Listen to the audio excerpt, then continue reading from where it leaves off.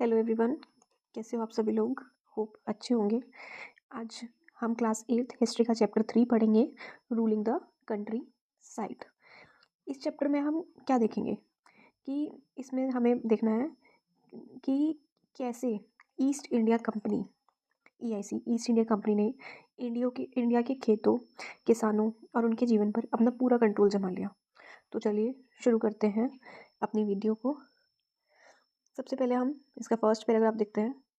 In this picture, it is shown Robert Clive accepting the Diwani of Bengal and Bihar and Odisha, Diwani Bengal Bihar, Odisha from the Mughal ruler in 1765.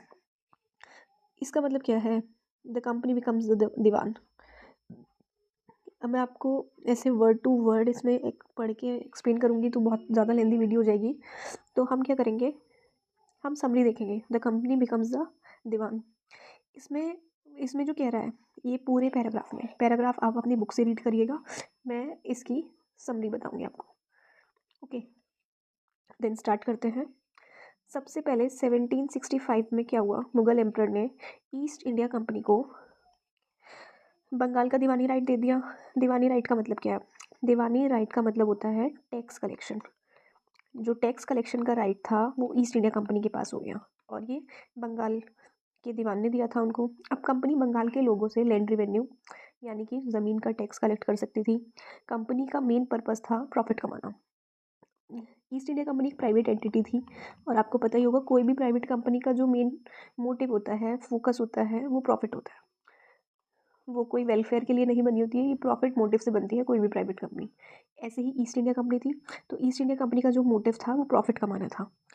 उन्हें बंगाल के लोगों की भलाई से ज़्यादा अपना फ़ायदा चाहिए था। इवन भलाई तो उन्हें देखनी नहीं थी, उन्हें सिर्फ अपना फ़ायदा चाहिए था। इसलिए कंपनी ने अपना पैसा बढ़ाने के लिए नए नए तरीके सोचने शुरू किए।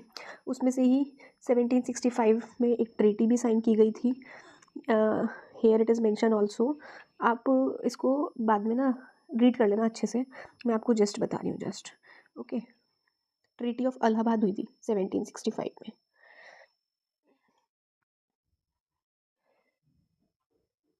Revenue for the company, what does it mean? The company had become the diwan. Company तो अब दीवान बन चुकी है। अब वो किसी की नहीं सुनने वाली है।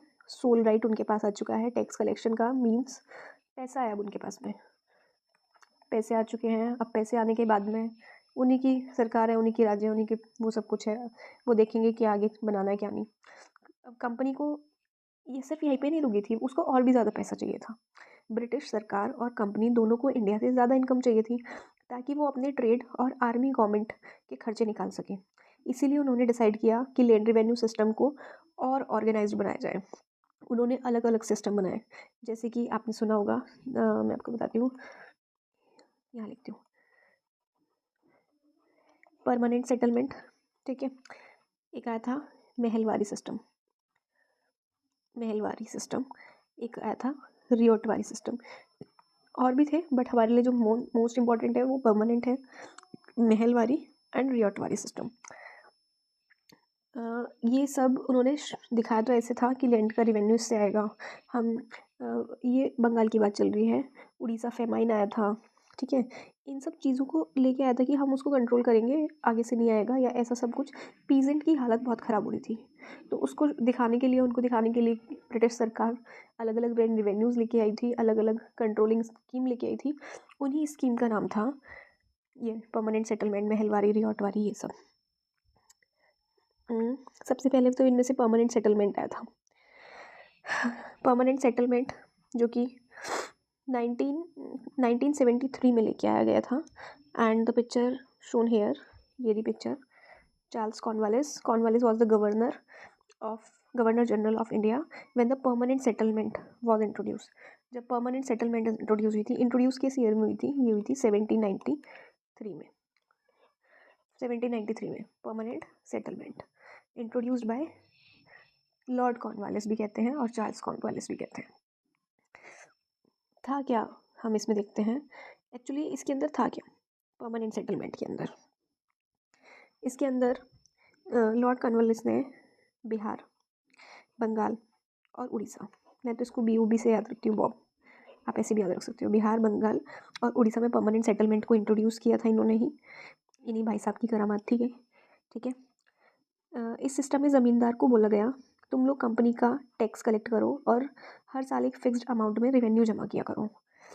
इसका मतलब था चाहे फसल अच्छी हो या बुरी, कोई मतलब नहीं है इस बात से, कोई भी मतलब नहीं।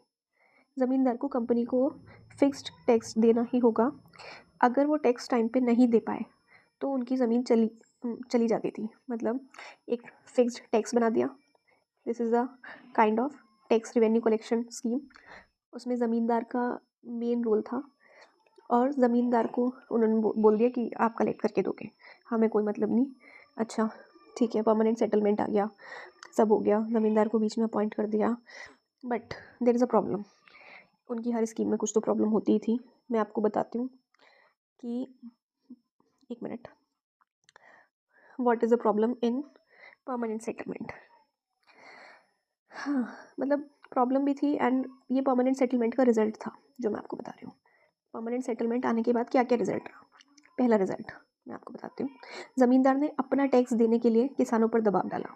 पैसा कौन? किसान, ठीक है। किसानों ने ज़्यादा टैक्स लिया, किसानों से ज़्यादा टैक्स लिया गया ज़मींदार के द्वारा। बहुत सारे किसान गरीब और कर्ज में डूब गए, ये तीसरा इफेक्ट हुआ। चौथा इफेक्ट, एग्रीकल्चर की जो कंडीशन थी वो और ख़राब हो गई, क्योंकि लोगों के पास बेहतर खेती के लिए पैसा नहीं था, उनके पास बेहतर इक्विपमेंट्स नहीं थे, कोई वो नहीं था, ऐसी सीड्स नहीं थी जो फर्टिलाइज हो सके हाईली। मतलब पहले से ही स्ट्रक्चर ख़राब था, उसमें और भी ज़्यादा ख़राब हो गया एग्रीकल्चर की कंडीशन। ये सब सिस्टम कंपनी के लिए फ़ायदेमंद था, लेकिन किसानों के लिए दुख भरी कहानी बन गया था आने वाले टाइम में। इसमें सबसे ज़्यादा किसान लूटे हैं और कुछ नहीं। और ज़मींदारों ने तो अच्छा पैसा बनाया इसमें, और कंपनी ने भी, कंपनी को बहुत प्रॉफिट हुआ।